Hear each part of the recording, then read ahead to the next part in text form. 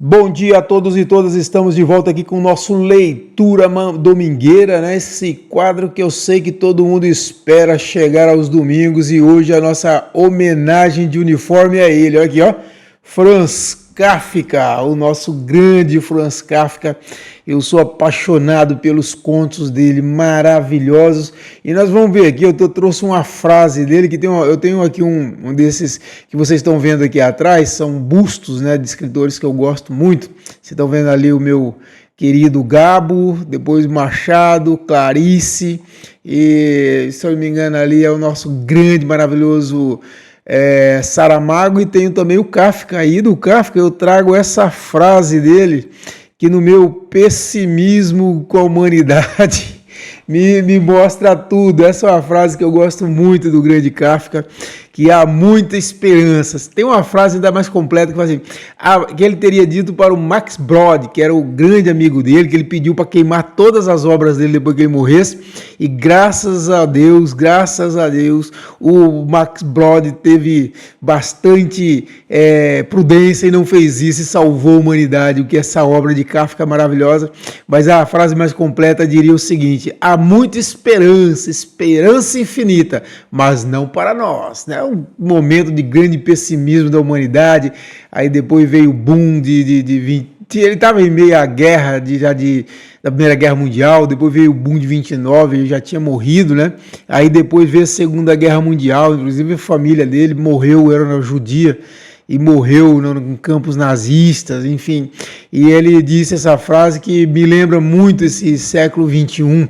Parece que é mal, né, das décadas de 20 e 30, a gente viveu uma recaída autoritária, e nós estamos tendo isso no mundo inteiro, né, que essa expansão maldita da extrema-direita, e me lembra muito essa frase de Kafka: há muita esperança, uma esperança infinita, mas não para nós, né? E é isso. E hoje, gente, hoje eu vou trazer aqui um livro maravilhoso, no Dia da Mulher. Primeiro, meu grande abraço, querido, muito solidário à mulher, a quem eu sou assim, incondicional admirador, né? Eu acho a mulher, assim, uma essência da sabedoria, da competência, da dedicação. Então, a todas as mulheres do nosso Tocantins, do nosso Brasil, da nossa América Latina, do nosso mundo, que se vocês tenham vitórias e mais vitórias, conquistas, reconhecimento e o valor que vocês merecem nesse mundo ainda misógino, ainda machista. A mulher ainda é a maior vítima da sociedade, né? Então, assim, a mulher precisa da nossa... a gente precisa mudar a forma de ensinar os homens a encarar a mulher, a viver com a mulher, a respeitar a mulher, né? Então, feliz Dia Internacional da Mulher a todas as mulheres. E em homenagem a vocês, eu trago ela. Olha aqui, Clarice Lispector, e nós vamos ler essa crônica sensível, maravilhosa, que dá o título ao livro, né? A Descoberta do Mundo. Esse livro aqui, pessoal, são de crônicas escritas por Clarice Lispector para o Jornal do Brasil entre 1967 e 1973.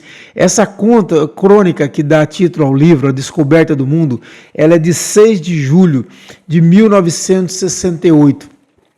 E vamos ver a nossa autora, né? Lógico, nós temos que ver a nossa maravilhosa. Vamos ver aqui, ó.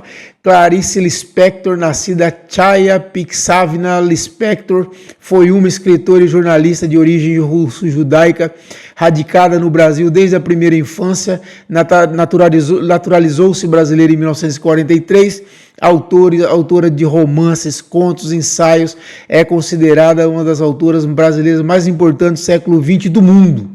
O valor da Clarice Lispector, ela já tomou o mundo, assim, é uma obra fantástica, genial, profunda, intimista, assim. Clarice é gênio, Clarice é genial, está ela maravilhosa, Clarice Lispector, aqui para vocês ficarem contemplando essa mulher maravilhosa, enquanto eu faço a leitura, então, dessa crônica do dia 6 de julho de 1968, publicada pelo Jornal do Brasil, para vocês verem a sensibilidade profunda, maravilhosa da nossa genial, gigante, maravilhosa, majestosa Clarice Lispector. Vamos lá? Então vamos lá, A Descoberta do Mundo. O que eu quero contar é tão delicado quanto a própria vida. E eu quereria poder usar a delicadeza que também tenho em mim ao lado da grossura de camponesa, que é o que me salva. Quando criança e depois adolescente, fui precoce em muitas coisas. Em sentir um ambiente, por exemplo, em apreender a atmosfera íntima de uma pessoa. Por outro lado, longe de precoce, estava em incrível atraso em relação a outras coisas importantes. Continuo, aliás, atrasada em muitos terrenos. Nada posso fazer. Parece que há em mim um lado infantil que não cresce jamais. Até mais que 13 anos, por exemplo, eu estava em atraso quanto ao que os americanos chamam de fatos da vida. Essa expressão se refere à relação profunda de amor entre um homem e uma mulher, da qual nascem os filhos. Ou será que eu adivinhava, mas turvava a minha possibilidade de lucidez para poder, sem me escandalizar consigo mesma, continuar em inocência e a me enfeitar para os meninos?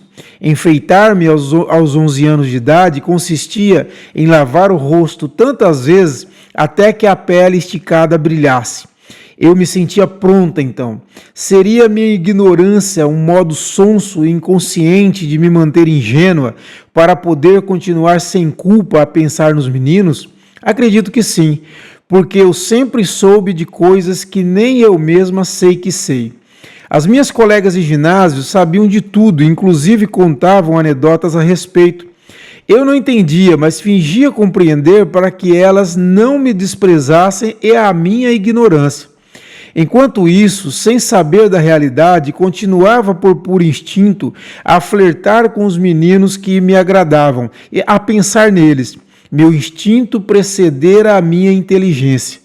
Até que um dia, já passados os 13 anos, como se só então eu me sentisse madura para receber alguma realidade que me chocasse, contei a uma amiga íntima o meu segredo, que eu era ignorante e fingira de sabida. Ela mal acreditou, tão bem eu havia antes fingido, mas terminou sentindo minha sinceridade e ela própria encarregou-se ali mesmo, na esquina, de me esclarecer o mistério da vida. Só que também ela era uma menina e não soube falar de um modo que não ferisse a minha sensibilidade de então. Fiquei paralisada olhando para ela, misturando perplexidade, terror, indignação, inocência mortalmente ferida. Mentalmente eu gaguejava. Mas por quê? Mas para quê? O choque foi tão grande e por alguns meses traumatizante que ali mesmo na esquina jurei alto que nunca iria me casar. Embora meses depois esquecesse o juramento e continuasse com meus pequenos namoros. Depois, com o decorrer de mais tempo, em vez de me sentir escandalizada pelo modo como uma mulher e um homem se unem, passei a achar esse modo de uma grande perfeição e também de grande delicadeza. Já então eu me transformara numa mocinha alta, pensativa, rebelde, tudo misturado a bastante selvageria e muita timidez. Antes de eu me reconciliar com o processo da vida, no entanto, sofri muito, o que poderia ter sido evitado se um adulto responsável se tivesse encarregado de me contar como era o amor. Esse adulto saberia como lidar com uma alma infantil sem martirizá-la, com a surpresa, sem obrigá-la a ter toda sozinha que se refazer para de novo aceitar a vida e os seus mistérios. Porque o mais surpreendente é que depois de saber de tudo, o mistério continuou intacto. Embora eu saiba que de uma planta brota uma flor, continuo surpreendida com os caminhos secretos da natureza. E se continuo até hoje com pudor, não é porque ache vergonhoso, é pudor apenas feminino, pois juro que a vida é bonita. Que beleza, né? Que sensibilidade falar de um tema tão delicado, né? E de uma forma tão linda, tão profunda e ao mesmo tempo sem falar claramente do tema. E interessante que é um tema que era barreira em 1968 e continua até hoje. Nós temos aí um culto à ignorância que impede que adultos possam falar com muita sutileza, com muita prudência, com muita sensibilidade para as crianças no ambiente propício que é a escola e até mesmo dentro de casa, a família, sobre um tema fundamental para a vida humana. Então essa foi a minha homenagem ao Dia da Mulher com esse texto dessa maravilhosa, dessa esplendorosa escritora que nos orgulha de ser brasileiros. Apesar de que ela não nasceu no Brasil, foi uma brasileira que escreveu em português e escreveu brilhantemente. Então, feliz Dia Internacional da Mulher a todas vocês, tá bom? Um abraço a todos.